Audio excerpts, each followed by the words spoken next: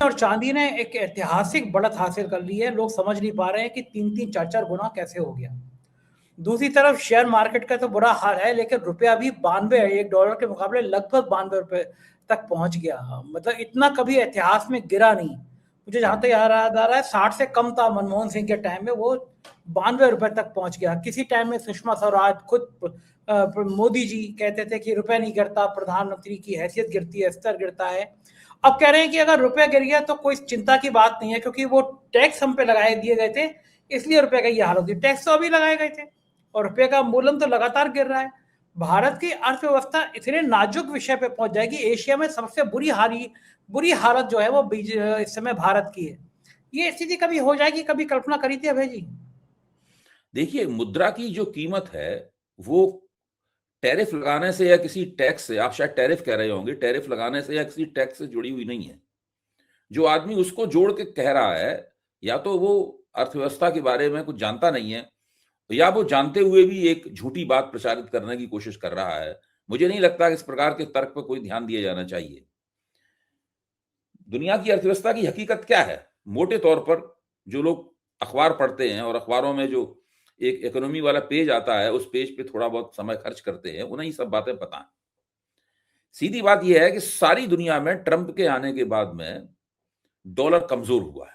सारी दुनिया में डॉलर की औकात, करेंसीज का जो बास्केट है उसमें कम हुई है सारी दुनिया में। लेकिन भारतीय मुद्रा जो है वो डॉलर के कमजोर होने का लाभ नहीं उठा पाई है।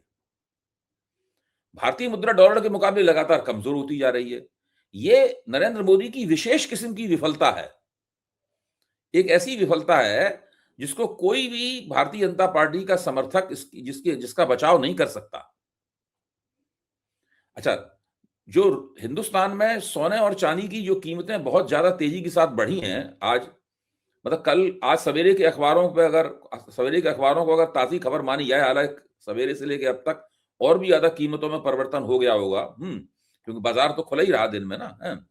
तो अगर सवेरे की अखबारों पर उनको एक आधार माना जाए तो सोना 2 लाख रुपए होने की तरफ जा रहा था, यानी 1,75,000 रुपए 10 ग्राम का हो चुका था सोना। और चांदी जो है वो 4 लाख रुपए के करीब पहुंच गई थी। यानी पिछले 10-15 दिनों में उसके अंदर 30% से ज्यादा की बढ़ोतरी हुई थी चांदी में। इससे आप अनुमान लगा सकते हैं। अच्छा, ये जो भारत में कीमतें बढ़ी, इसका रुपए की स्थिति से कोई ताल्लुक नहीं है। रुपए की स्थिति से किससे ताल्लुक है वो मैं आपसे चर्चा करूंगा।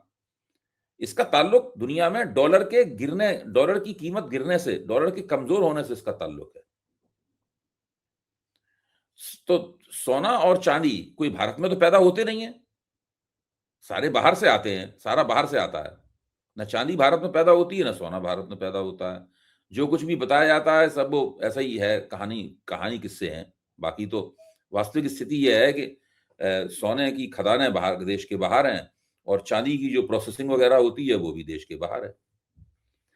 दूसरे, एक विदेशक से मेरी सवेरे ही बात हुई तो उन्होंने मुझे बताया कि चांदी जो है, सोना एक इंडस्ट्रियल प्रोडक्ट नहीं है, यानी सोने का इंडस्ट्री में इस्तेमाल नहीं होता। सोना एक बेशकीमती धातु है, प्रेशियस मेटल है, लेकिन इंडस्ट्री, किसी चीज को बनाने में सोने का इस्तेमाल नहीं होता। चांदी एक ऐसी कीमती धातु है जिसका बहुत सी चीजें बनाने में बहुत इस्तेमाल होता है। जैसे अगर कोई मिसाइल बनती है तो एक मिसाइल में कई किलो चांदी खर्च होती है मिसाइल बनाने में। जितने भी चिप वगैरह बनते हैं उनमें बहुत चांदी खर्च होती है। और जो आजकल बिजली की कारें बन रही हैं, इलेक्ट्रिक व्हीकल बन रहे हैं, उनमें चांदी की बड़ी खपत हो रही है। इसी तरह कई इंडस्ट्रियल उत्पाद ऐसे हैं, कई औद्योगिक उत्पाद ऐसे हैं, इनमें चांदी की खपत हो रही है। आजकल ऐसे उत्पादों, इसे प्रतिरक्षा में चांदी बहुत बिक रही है, चांदी खर्च होती है।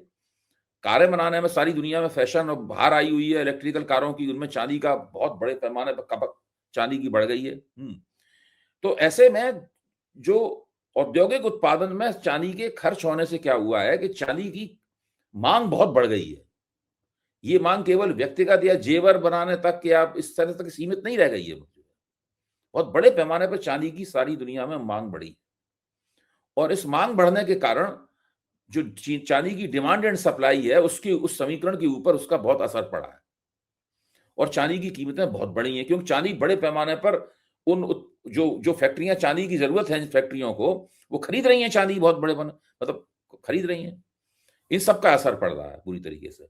और सोने के कम और डॉलर के कमजोर होने से क्या हो रहा है कि डॉलर जो अपने आप में, डॉलर खरीद के रख लेना अपने आप में एक बचत का बड़ा कारण था, मतलब तो सभी जगह बड़ी बड़ी अर्थव्यवस्थाएं जो हैं वो डॉलर में रिजर्व अपना रखने की बजाय सोने के रूप में अपना रिजर्व रखना चाहती हैं, वो भी सोना खरीद रही हैं। तो इस पूरी प्रक्रिया में सोने की मांग भी बहुत बढ़ गई है और चांदी की मांग भी बहुत बढ़ गई है, कारण मैंने आपको बताया ही। तो उसकी वजह से अंतर्राष्ट्रीय पैमाने पर सोने और चांदी की मांगों में बहुत बड़ा उछाल आया है। वो असर आपको भारत में भी दिखाई पड़ता है। बाहर जो चीज डॉलर्स में दिखाई पड़ती है, क्योंकि भारत में रुपया कमजोर हो गया है डॉलर के मुकाबले, इसलिए यहां पर और भी ज्यादा वो बढ़ी हुई चीज लग रही है। अगर डॉलर में भारत रुपया 70 रुपए का होता, मान लो $1, तो सोना चांदी आपको इतने महंगे नहीं दिखाई पड़ते रुपयों में, मतलब। तो ये सब पूरा मामला है। जहां तक भारत में सोने की खपत का सवाल है, भारत में भी सोने की खपत बहुत बड़ी है। आज के अखबारों में ये भी खबर थी, मैंने देखा कि शायद बहुत बड़े पैमाने पर सोने की डिमांड भारत में बढ़ी है, इससे भारत में और ज्यादा सोना आयात करना पड़ रहा है। तो हर जगह जब जिस चीज की मांग बढ़ रही है, अच्छा, और जाहिर है कि सोने को खदान से निकाला जाता है, फिर उसको परिष्कृत किया जाता है, इस रूप में लाया जाता है जिस रूप में हम लोग उसका इस्तेमाल करते हैं। ये प्रक्रिया तो अपनी ही दर से चलती है, इसकी रफ्तार तो अपनी रफ्तार है। ऐसा तो है नहीं फिर 10 साल में इस प्रक्रिया में कोई दिन दुगनी रात चौगनी मतलब रफ्तार में बढ़ोतरी हो गई हो। तो ये सारी स्थितियां हैं जिसकी वजह से भारत में सोना चांदी बहुत उछल रहा है। भारत में भी क्या क्या है, चूंकि स्टॉक एक्सचेंज पिट रहा है भारत का। पिछले 1 साल में फॉरेन फाइनेंशियल इंस्टीट्यूशनल इन्वेस्टर्स ने, एफएफआई ने बहुत बड़े पैमाने पर भारत के शेयर बाजार से अपना रुपया निकाला है, बिलियंस ऑफ डॉलर निकाल लिए। तो शेयर बाजार में पैसा इन्वेस्ट करने के मामले में और लोगों को रिटर्न बहुत घट गया है। आप तो खुद शेयर बाजार में पैसा इन्वेस्ट करते हैं, तो आप जानते हैं कि आमदनियां जो है शेयर बाजार से एक जमाने में बहुत अच्छी आमदनी होती थी, उतनी अच्छी आमदनी तो होती नहीं, अस्थिरता भी है, भरोसा भी नहीं होता कि उसमें लगाया जाए। तो लोग अपनी बचत कहाँ रखें बचा के, और जो जो जो फिक्स डिपॉजिट है उसमें बहुत कम मिलता है। मान लो अब 7-7.5% तो आपको फिक्स डिपॉजिट पे ब्याज मिला, उसमें फिर आपका टीडीएस भी कट जाएगा, आपको इनकम टैक्स भी देना पड़ेगा। तो कुल मिलाकर व्यवहारिक रूप से वो फिर 5-5.5-6% ही रह जाता है आपके पास पैसा। यानी 100 रुपए पे आपको 5-6 रुपया ही, मतलब उसके अंदर आमदनी होती है उसमें। तो ऐसे में फिक्स डिपॉजिट करना, स्थायी जमा निधि करना, ये भी कोई बहुत फायदे की चीज नहीं है। स्टॉक मार्केट में लगाना पे भी कोई ज्यादा भरोसा रहा नहीं, तो आदमी कहां करे। मान लो किसी के पास पैसा है तो वो सोना खरीद के रख लेगा अपने पास, क्योंकि उस सोने के ऊपर लोन मिल जाता है फौरन।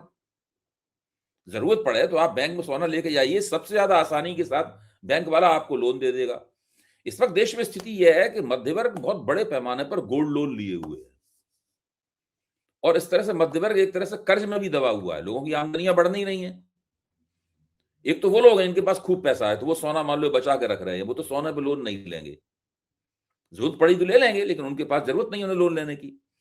लेकिन जो साधारण मध्य वर्ग है, जो कि मकानों की किस्तें दे रहा था, बच्चों की पढ़ाई का खर्चा उठा रहा था, अपनी बेटियों की शादी वगैरह कर रहा था, जिसने उसको योजनाएं बना रखी थी, कुछ उसकी तमन्नाएं थी, तो वो सब तो उसका बढ़ा नहीं, उसमें वो आमदनी तो बढ़ी नहीं, उसकी आमदनी घटी है, रोजगार घटे ही है, कटौती हुई है आमदनी में। ऐसी स्थिति में लाइफ स्टाइल को, जीवन शैली को अचानक बदलना संभव नहीं होता है। जैसा अचानक आपकी अगर आमदनी में 50% या 40% गिरावट आ जाए, तो आप अपनी जरूरतों में 40% गिरावट नहीं कर पाएंगे तुरंत उसके मुताबिक। कुछ दिनों तक तो आपको उसी रफ्तार से खर्च करना पड़ेगा, बच्चों के ऊपर, पत्नी के ऊपर, मकान के ऊपर, सब खान पान के ऊपर, सब चीजों को उसी रफ्तार। फिर धीरे धीरे करके आप उसमें नियंत्रण कर सकते हैं, वो भी सब लोग नहीं कर पाते हैं नियंत्रण। तो ऐसी हालत में लोगों को फिर लोन लेना पड़ता है, और कर्ज लेने के लिए लोग कहां से कर्ज लें।